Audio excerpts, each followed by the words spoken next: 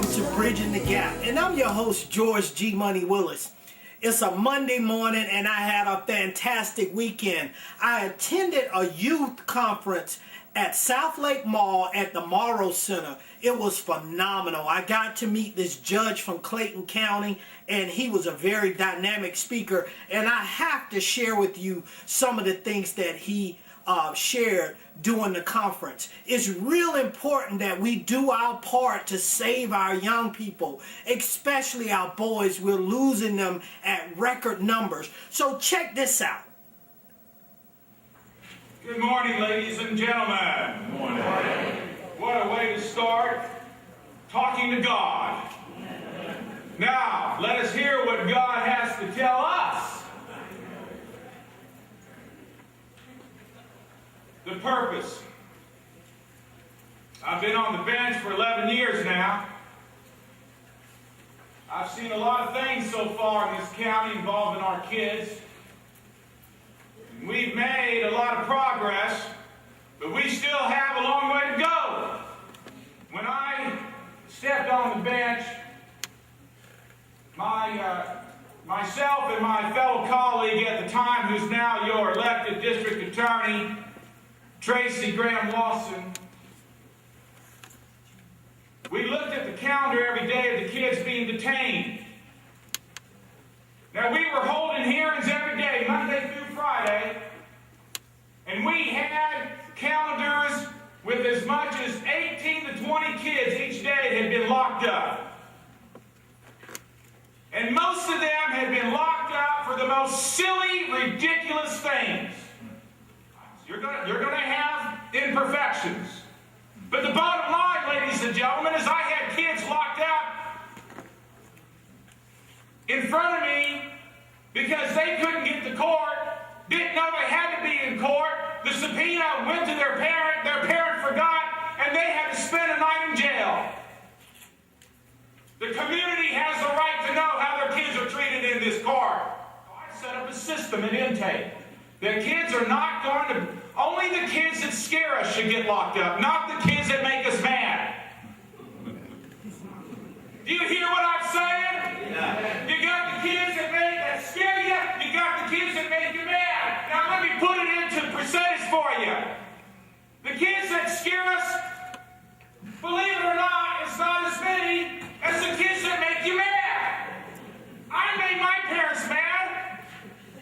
I remember my mom throwing the luggage at me down the stairs and telling me, if you think you can make it on your own, then pack up your bags and get out of here. And I was 15 years old. Yeah. I had enough sense not to pack up the bags. I dare to ask a show of hands of how many in here, when they were kids, committed delinquent acts. Thank you very much. Thank you. Praise God. Praise God. Yes. There's a testimony here today. Okay? But yet, if you think about the things we did back in those days, were we arrested? Did we go to jail necessarily? No. Do you know that a kid who is arrested on school campus is twice as likely not to graduate, and if they appear in court are 4 times likely not to graduate? And we want to know why in 2003 our graduation rates in this county fell as low as 58%. Hello, is anybody home? But yet, because of the leadership of the Clayton County Public School System, who was willing to listen, all the way up to your current superintendent, Dr. Heatley, who believes in what I say, and that is, gee, who would ever think that if you keep kids in school, they'll have a better chance of graduating? Who would ever think that? Let's stop using out-of-school suspension as much as we do. Let's stop expelling kids as much as we do. Instead, let's come up with alternatives to suspension like we've done in the juvenile court with alternatives to detention. Let's stop detaining the kids who make us mad. But let's work with them and come up with alternatives. Now, that's the purpose of today. Because one of the biggest alternatives is the faith-based community.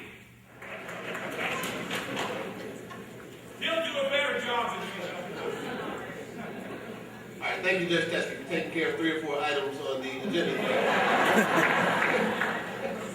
Hi, this is George Willis, and I'm here with Judge TESKE. You know, as I said in there, part of their brain is not fully developed, and it's that part that translates the emotion, okay, into logic. That is, those things that help us to resolve conflict.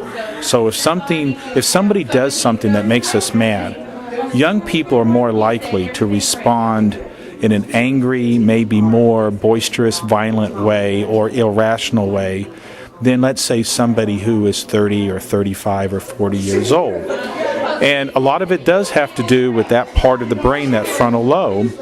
And another part has to do with just living life and the experiences. So what does this mean? It means that we have to be careful that we don't set up a system that responds to kids who make us mad, because kids are sometimes going to do some stupid things, okay? Not that they're stupid, they're going to do stupid things. And we don't overreact and lock them up and put them in jail with those kids who really do scare us, so that those kids who make us mad don't end up learning from the kids who scare us.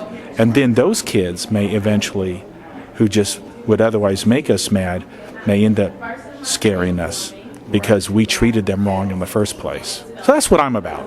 Right. Very good. Very good. Well, I'm looking forward to doing some work with you, and you'll be hearing You too, from George. me, and we're going to do some stuff in the community, and I do believe that it takes a village to raise a kid, but I have to be a positive force in that village, because the kids are watching us. They see what we do. That's right. You know, and it's going to be so difficult to encourage them to do positive things when we're not doing positive. That's right. things. So I'm looking forward to it. Thank you so much. Thank you, George. And I look forward to working with you too. And I really like your concept and your idea of bridging the gap, and which means, you know, we need to understand our kids today too. Exactly. Okay. Thank you. Thanks, God George. bless you. God bless you too. All right. Thank you. See, I told you, America, the judge was phenomenal, a very dynamic and powerful man. The problem is there's still a segment of our community missing. There was a lot of great people in this seminar, but I didn't see a lot of the real leaders in the community that are leading our young people and leading the people we're trying to reach. See, there's a difference between the leaders that are educated and sophisticated and the ones that have recovered and became clinically trained. See, it's a real big thing going on in our community. Our people, our young people, are following people that they consider to have street credibility. Okay, that's fine, because that's the reality. Okay, but we need you to come and be a part of this movement. See, it's my job to bridge the gap between the clinical trained and the street trained, because the street has a lot of knowledge and a lot of power that can be used to divert the attention from our young people. Those people on the street, believe it or not, clinical people, want the world to change as well. They just don't know where they fit. So it's my job to bring them in and let them know that they are welcome and that their knowledge is power. So we're going to continue to bridge the gap. There comes a time when we heed a certain call, when the world must come together as one. There are people dying.